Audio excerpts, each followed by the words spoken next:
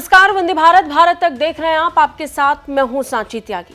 कुछ दिनों पहले दुनिया के कुछ चुनिंदा देशों ने एक सपना देखा था। सपना भारत की बढ़ती रफ्तार को रोकने का, उसे धीमा करने का। भारत इस तेजी के साथ अलग अलग क्षेत्र में ग्रोथ कर रहा था, वो कुछ देशों को पसंद नहीं थी। मैं उन सभी देशों का जिक्र करूंगी, लेकिन आप एक बात बहुत अच्छे से समझ लीजिए। जब हम बात भारत और पाकिस्तान युद्ध की कर रहे हैं, भारत और पाकिस्तान की परिस्थितियों की कर रहे हैं, तो आप सबसे अहम बात ध्यान में रखिए कि आपका दुश्मन केवल और केवल पाकिस्तान नहीं है। अब युद्ध के बाद ये स्थिति नैरेटिव की हो चुकी है। पूरी दुनिया नैरेटिव बांट रही है। पूरी दुनिया भारत के खिलाफ नैरेटिव बेचने में भी व्यस्त है। भारत अपने पक्ष को जिस परिपक्वता के साथ रख रहा है, बहुतों को पसंद नहीं आ रहा है। अनप्रोफेशनल पाकिस्तानी ऑफिसर्स बाकी रही सही कमी पूरी कर रहे हैं। इसकी वजह से वो लोग एक्सपोज हो रहे हैं जो सही और गलत के चुनाव में सिर्फ और सिर्फ भारत को दोषी बनाना चाहते हैं, किसी तरह इससे माइलेज लेना चाहते हैं। भारत को घेर कर ये क्या करने की कोशिश कर रहे हैं, इसी पर बात करेंगे आज दुनिया वालों में। लेकिन हम जिन दुश्मनों का जिक्र कर रहे हैं, बिना समय गंवाए उनका नाम मैं लूंगी। सबसे बड़े दुश्मन पाकिस्तान के बाद आज की तारीख में कोई भारत के लिए है तो वो तुर्की है, और तुर्की के बाद है अजरबैजान। तुर्की, अजरबैजान, पाकिस्तान की ये लॉबी भारत और पाकिस्तान के बीच तनाव में और मजबूत होती हुई दिखी। इन तीनों को जोड़ने की केवल एक वजह है, या फिर इनके जुड़ने की केवल एक वजह है, वो है इन सब की कॉमन विचारधारा, जिहादी सोच, इस्लामिक कट्टरता। जी हाँ, जिस देश का राष्ट्रपति अपने आप में खलीफा बनने का सपना देख रहा हो, उससे क्या उम्मीद की जाए। और ऐसे कट्टर सोच को साथ देने वाला अगर कोई मिल जाएगा तो वो पाकिस्तान से अच्छा वाला कैसे हो सकता है। इस समय पाकिस्तान आतंकियों का बेस कैंप है, ऐसे कई सबूत हैं। अमेरिका से लेकर भारत तक हर कोई ये बात जानता है। दुनिया में चाहे पाकिस्तान जितना झूठा नैरेटिव बेचने की कोशिश कर ले, लेकिन वो एक्सपोज हो रहा है। दुनिया ना चाहते हुए भी उसे मानना नहीं चाहती है, क्योंकि पाकिस्तान के झूठ की दीवार इतनी लंबी और इतनी कमजोर है, एक फूंक मारोगे तो गिर जाएगी। ऐसे बहुत सबूत हैं। अलग अलग वीडियोस आप देखेंगे भारत तक पर जाकर, बहुत सारी आप देख लीजिएगा, उस पर मैं नहीं जाऊंगी। मैं बात तुर्की की कर रही हूँ। एक बहुत महत्वपूर्ण अपील मैं इस पूरी रिपोर्ट के बीचों बीच करना चाहती हूँ, इस पूरी वीडियो के बीचों बीच। अगर आप तुर्की और अजरबैजान जाने का सपना देख रहे हैं, उम्मीद कर रहे हैं, प्लान कर रहे हैं, आपके कहीं भी शेड्यूल में था कि आप अपने जीवन में कभी तुर्की और अजरबैजान जाना चाहते हैं, तो मैं आपको एक बात बता दूं, अपील के रूप में मत जाइए। मत जाइए ऐसे देश में जो भारत विरोधी है। मत रखिए ऐसे देश में कदम जिसकी सोच सिर्फ कट्टरता के बीच को बो रही है। मत जाइए ऐसे देश जो भारत के खिलाफ सिर्फ और सिर्फ जहर बोने का काम करते हैं, आग में घी डालने का काम करते हैं। तुर्की इसका सबसे बड़ा उदाहरण है। एक वीडियो में पहले कर चुकी हूँ, मैंने आपको तुर्की के बारे में बहुत डिटेल में बताया था कि पाकिस्तान को समर्थन देने और भारत के खिलाफ जाने में तुर्की का क्या फायदा है। उस पर भी आज हम नहीं जाएंगे, लेकिन बात इस गुस्से की करेंगे जो आज इस देश को और भी ज्यादा गुस्से से भर रही है। ये गुस्सा तुर्की के खिलाफ है। भारत फर्स्ट रिस्पॉन्डर था जब तुर्की में भूकंप आया था। सबसे पहले भारत के विदेश मंत्री डॉक्टर जयशंकर ने तुर्की में अपनी टीम्स के साथ संपर्क किया, वहां के हालात के बारे में जायजा लिया, फिर तुर्की की सरकार के आगे समर्थन का हाथ बढ़ाया। ये बहुत ही जल्दी हुआ, महज कुछ घंटों की बात थी, और भारत का विमान मदद के साथ वहां पहुंच चुका था। लेकिन देखिए, ये तुर्की है, कट्टरता की बात हम कर रहे हैं, और इसी कट्टरता के बीज को बोने वाले तुर्की ने समय आने पर भारत का छोड़ पाकिस्तान का चुनाव करना शुरू किया। ऐसी कई रिपोर्ट्स अब तक आ चुकी हैं, और अब तो आज भारतीय सेना की तरफ से की जा रही प्रेस कॉन्फ्रेंस में भी इस बात का उल्लेख आया कि कैसे टर्किश हथियारों का इस्तेमाल पाकिस्तान द्वारा किया जा रहा है। और तो और बीच युद्ध में तुर्की ने बहुत सी हथियारों की डिलीवरी पाकिस्तान को की है। हालांकि वो इसका सीधे सीधे खंडन करता है, लेकिन इन्हीं कुछ दिनों में हमने कई ऐसी खबरें देखी हैं जिसमें तुर्की और पाकिस्तान एक दूसरे के काफ़ी करीब आए हैं। हाल ही में हुआ युद्ध अभ्यास भी सबके सामने है। तुर्की बहुत सेलेक्टिवली ये भूल गया कि भारत पर आतंकी हमला हुआ था। पूरी दुनिया भूल गई भारत पर आतंकी हमला हुआ था। भारत पीड़ित देश है, और यह आतंकवाद पाकिस्तान ने फैलाया है। लेकिन ठीक है, वैचारिक मानसिकता है, आपको किसी और ग्रोथ से ज़्यादा ज़रूरी लगता है कि आपके विचार मेल खाने चाहिए। आपने उसका चुनाव कर लिया, आपने पाकिस्तान को चुन लिया, लेकिन पाकिस्तान से आपको मिलेगा क्या? वो जो देश पहले ही टूट फूट कर बिखरने के लिए तैयार है, अलग अलग प्रांतों में बवाल मचा है, ये धरती धधक रही है, उस धरती का आप चुनाव कर रहे हैं।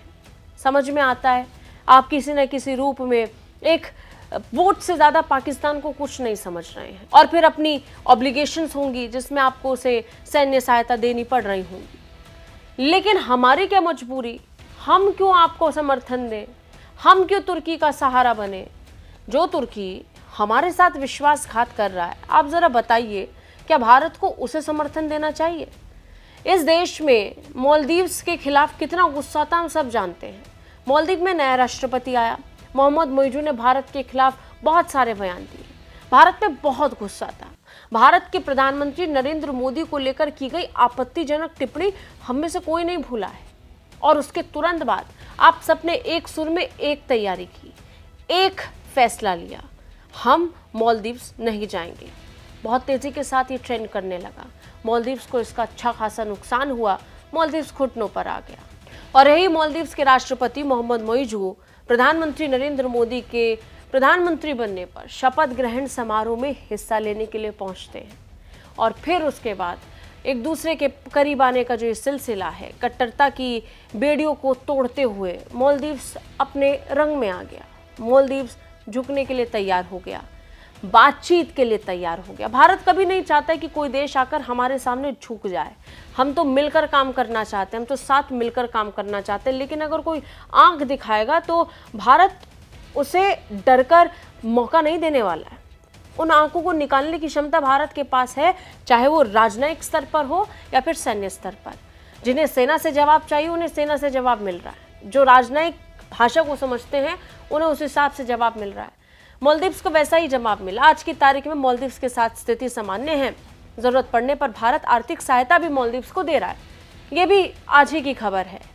लेकिन अब तुर्की का क्या करना है, अजरबैजान का क्या करना है? वही जो हमने मालदीव्स के साथ किया। जब आपको कोई नीचा दिखाने की कोशिश कर रहा हो, आपके विरोध चाहने की कोशिश कर रहा हो, तो आपको बता देना चाहिए कि आपकी ताकत क्या है और उसके लिए आपकी ज़रूरत कितनी है। पाकिस्तान से तुर्की को एक वोट के अलावा, ओआईसी में एक वोट के अलावा कुछ नहीं मिलने वाला है। इस इस्लामिक दुनिया में वो सिर्फ एक वोट की तरह है। लेकिन भारत के साथ तुर्की व्यापार बढ़ा सकता है, साझेदारी बढ़ा सकता है, और ये सब छोड़ दीजिए, अब ये बहुत दूर की बात हो गई है। अब तो एक्शन भारत को लेना है।